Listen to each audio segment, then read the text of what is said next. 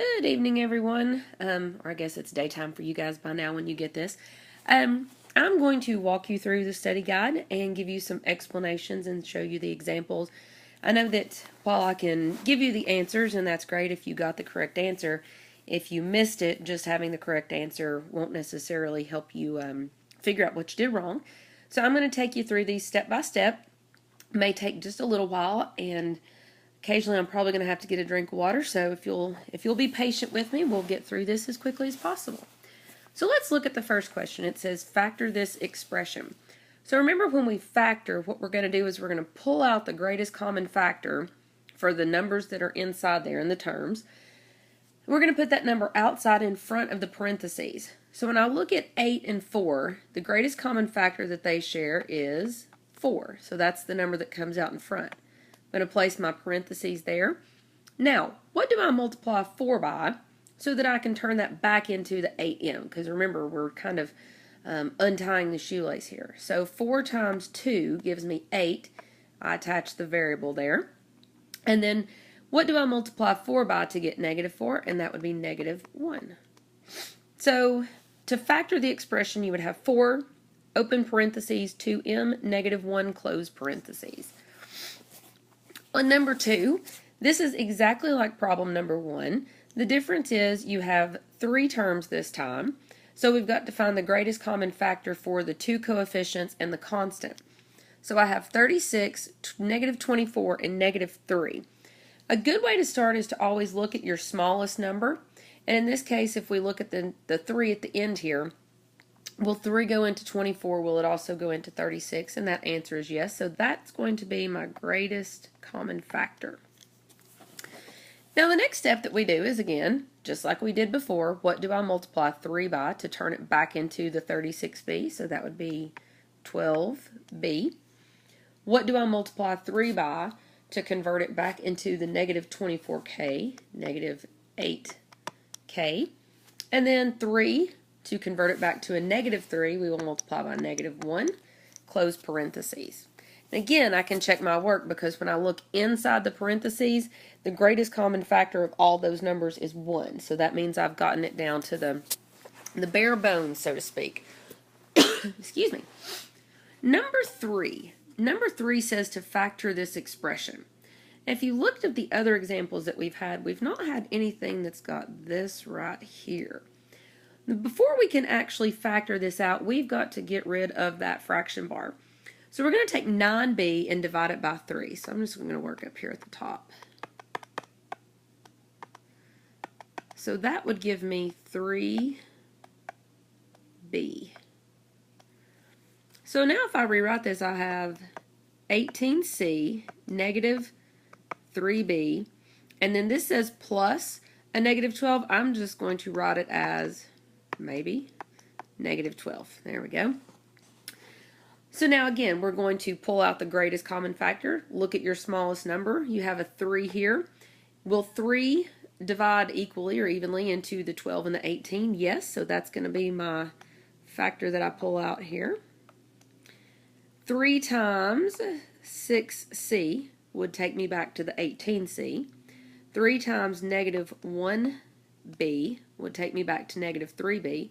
And then 3 times -4 would get me back to the -12. Again, I can see where I have the coefficient of -1 in front of the b. That tells me that I factored it correctly, or at least I've gotten it down as low as I can. And again, if you don't want to put the 1 in front of the b, that's okay. You could also write it inside the parentheses as 6c, -b, -4, and that would be fine.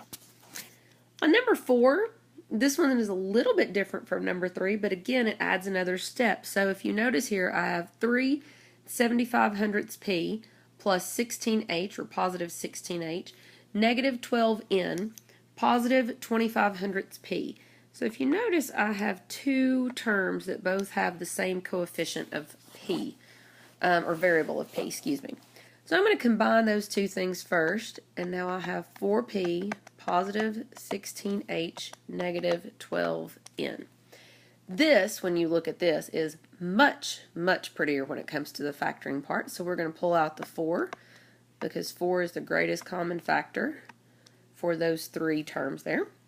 And so I would have P, my pen's giving me fits, so I'll just use my finger here, P plus 4H negative 3N. And again, checking inside my parentheses to make sure that's lowest terms. The coefficient for the P is 1, so that gives me a good indication that I've probably factored that one correctly. Moving on here to number 5, this is a substitution problem. It says if x equals 5, what is negative 3x? So we put negative 3, and inside the parentheses here, instead of using the variable x, we're going to use 5. Negative 3 times 15, or excuse me, negative 3 times 5 gives you negative 15. That's what I was jumping ahead to say. And remember, anytime when you multiply or divide, if your signs are different, your answer is going to be a negative. That's why we need the negative sign in front of the 15. Over here on number 6, again, we have another substitution problem where we're going to evaluate.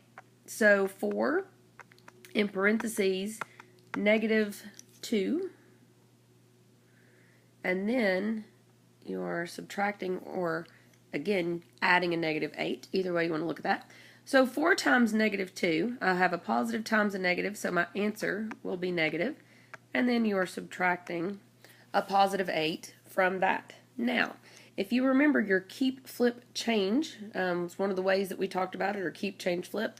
That rule that states that when you are adding or subtracting, remember same signs, add and keep? I'll spare you the song. Same signs, add and keep, different signs, subtract. Well, I have different signs here. So we're going to change this, and we are going to change it to an addition sentence. So if I have a negative 8 and I add a negative 8 to it, then your final answer would be the negative 16. Number 7, again, substituting, except this time we have 2 variables. So the process is the same. We have 2 times a, so 2 times 2. And then we're adding to that negative 0.5 times w, and in this case w is 6, and then subtracting 10 from that. So 2 times 2 is 4. Negative 5, or 0.5, excuse me, times 6. So remember that multiplying by 0.5, which is also 1/2, is the same thing as dividing by 2. So you would have plus, and then you'd have negative 3. Then we have a negative 10, or if you want to think of it as addition, you're adding a negative 10. So 4 plus negative 3, when I take these two terms, that would leave me with 1, bringing down the 10 there, maybe. And so 1 minus 10 would leave me negative 9. On number 8, it says use substitution to evaluate. So again, notice that all 4 of these questions have been the same. It's just that each time we've added a little something, or it's become a little more difficult, but the steps have all been the same each time. So you have 4 times negative 1, and then the next set says 10, and s is 2, and then instead of x, we're going to use 0.25. So 4 times negative 1 is negative 4. Positive 10 times 2 is positive 20. And then negative 60 times 0.25. Remember, again, multiplying by 1/4, so you can also think of that as dividing by the whole number 4, and so that would give you 15. So when you have negative 4 and positive 20, that right there is going to give me a positive 16, and then bringing down that. So your final answer would be 1. On number 9, 10, 11, and 12, your directions all say to simplify. By simplify, what we are asking for is to combine your like terms. So if you want to go ahead and we'll underline, we've got a negative 7m there. I'll try my best to circle those without making a mess. So I have the 5m on the first one here, and so when I combine that with the negative 7m, positive 5 and negative 7 gives me a negative 2m. and then I have a negative n. I got a little close on that one. A negative n and a positive 8n, and that would give me positive 7n. I cannot combine these any further, guys. This is it. That's as far as you can go because the variables are different. M and n represent two different things because remember, that's what a variable does. It represents an unknown. So we're going to stop right there. On this one you have right here in front of the k, remember there's the coefficient of 1. So if I have 2k and a k down here, I'm going to have 3k plus b. If you want to throw that 1 in front of the variable, you can there for the b. Not required, but you can. Either way is acceptable. On this one, it says to simplify, but if you notice what I have here is I've got some parentheses I need to get rid of. So we're going to use that distributive property. So 5/10, 0.5, or again, you want to think of it as 1/2 times g, multiplying by 1/2, same thing as dividing by 2. So 10g becomes 5g. And then this 0.5, 5/10 times positive 36k is going to give me positive 18k. And then I'm going to add positive 3g, negative 12k in here. Now I can start looking at combining my like terms. So I have this g here and this g here. This is a positive 5, that's a positive 3, so that becomes 8g. This right here is 18k, positive 18k. And down here on the end, I have negative 12k. So notice that's positive 18 combining with a negative 12. So a positive 18 and a negative 12 is going to give me positive 6k.